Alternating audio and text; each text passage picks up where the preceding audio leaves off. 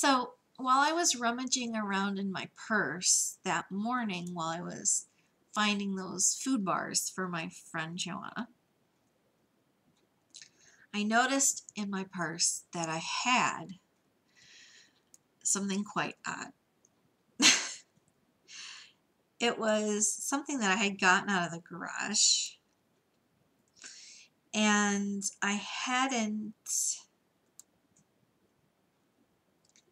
taken it from my purse into the house, though every other item that I had pulled out of the garage I had, so I don't know why. And I looked inside, and it was a pearl necklace, a pearl bracelet, a kopeck, and a pin which was the shape of a hand with a heart in the center. And it's a little brass box that's the shape of a heart, and I've had that box probably since I was at least, I remember having it as a late teenager, so I was at least 16, 17. Pearls are my very most favorite, and I like collecting foreign money, and I always got a kick out of the fact that I could get a hold of old Soviet money. But I never knew why I had collected all those things in that box. And later I would understand why, and why I didn't take it out of my purse. So that very night, I vlogged a bit here, and then I went to sleep. And there's a description, they talk about that one of the things that may happen is that you just feel an incredible sense of joy and peace and happiness when you're in the presence of the Iveron icon.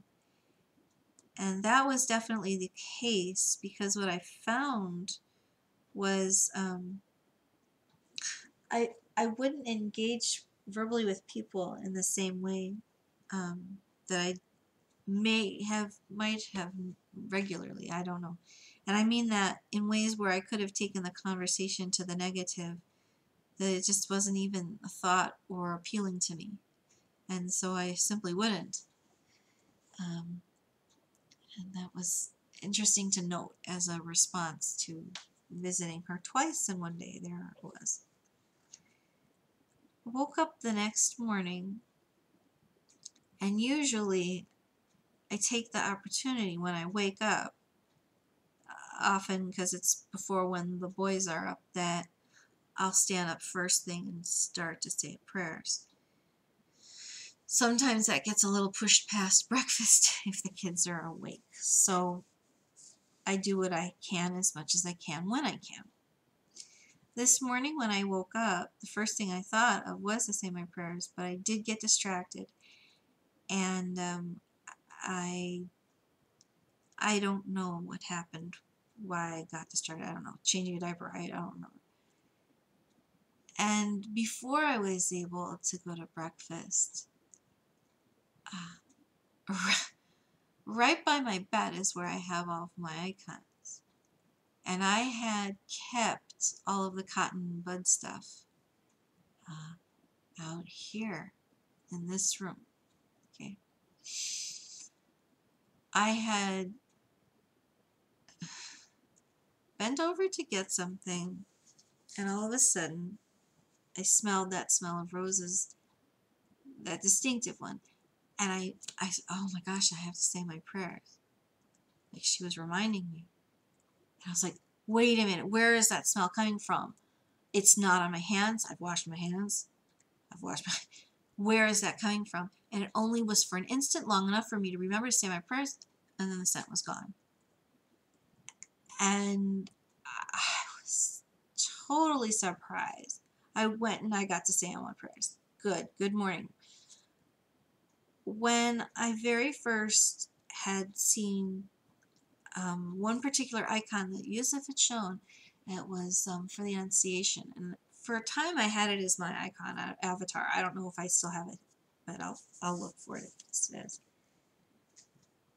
After I saw that icon of the Theotokos of the Annunciation, without any warning, very commonly, but all of a sudden it plunk into my head, and I would see that so clearly.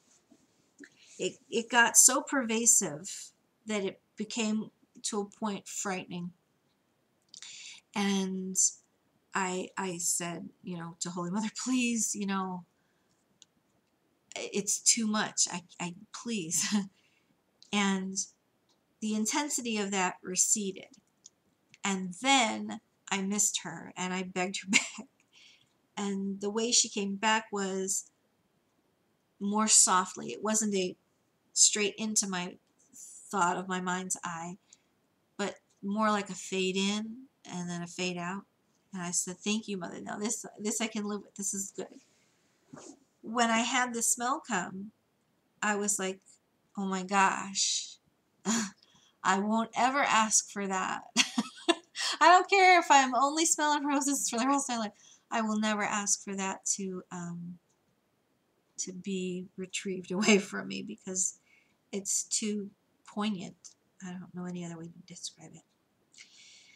So I got myself up and out of the house right on time. Quick over to the church. It's just like 15 minutes away. And went to go find a place to stand. Okay.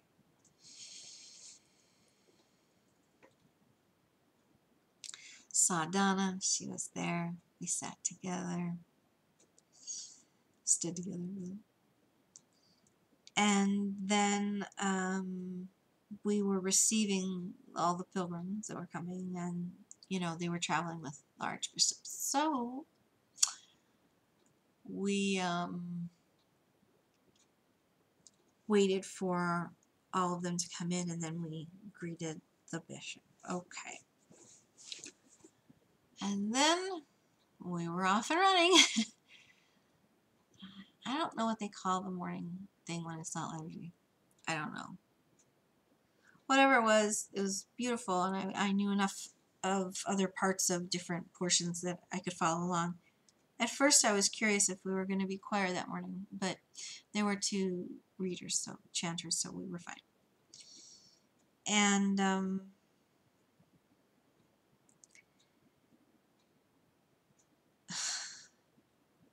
the third time to go, how can I describe it? So beautiful. That's all I'll say. So beautiful.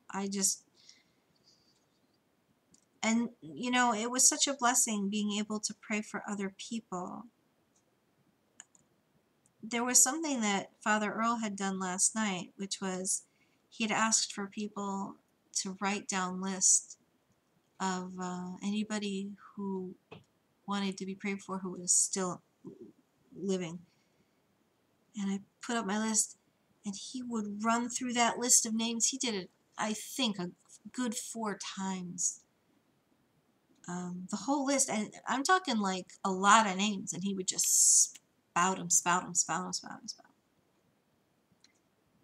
And this morning, I kept that running thought of certain people who I knew really needed prayers and healing and just anything at all.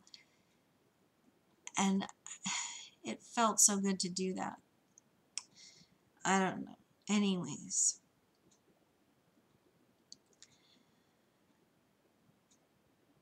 They had started singing Rejoice, O Unwedded Bride, which the first time ever I heard that, I spent a good 30 minutes sitting down with my priest trying to find the music because I had to have it. And I practiced it so much because I love it so much.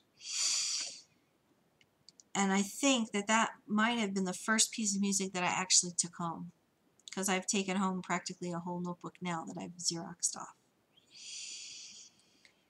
After they had sang that, all of a sudden our choir assembled ourselves. And there we were. So I'll talk about that in the next vlog. Right, blessings and peace.